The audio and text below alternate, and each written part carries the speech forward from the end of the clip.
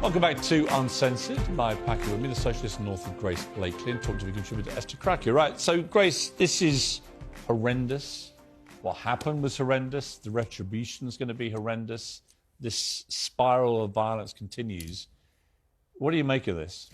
What I make of it is that the violence that we're seeing at the moment is, put in place and encouraged by the fact that there is so little knowledge and understanding of what is going on in Palestine and the crimes that are being committed there every day. If, like me, you know people in Palestine, you know journalists working in Palestine, you know human rights organisations working there, your newsfeed every day will be full of videos of Israeli troops harming civilians, killing children often. We know that 6,400 Palestinians have been killed since 2008 by IDF Nothing forces. justifies the scale of this. This is ISIS-level terrorism. What you're saying... This is not just a revenge attack. Piers, when you put to me a question like that, it's the equivalent of saying, there's a man who's in a house, he's got his whole family there, another guy comes in, kicks him out of his house, locks him in the cellar, kills his family, says, you're not coming out. All of his neighbours say, oh, yeah, you're right to keep him in there, and just ignore the situation. Suddenly the man comes up, busts out, says...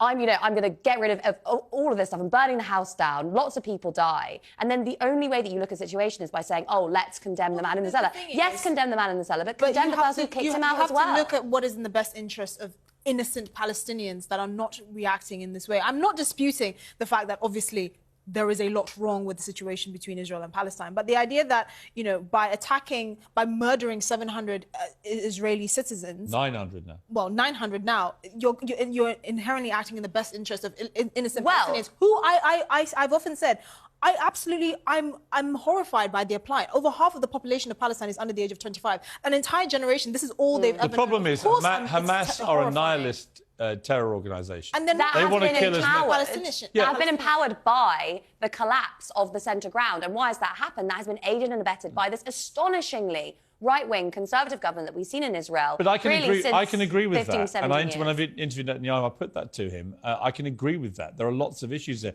The social unrest in Israel because of their attempts to try and basically diminish the power of the Supreme Court. The Israeli intelligence services are saying, we have been warning you, the Israeli government, that if you continue to allow Israeli settlers to murder Palestinians, this will cause a security threat.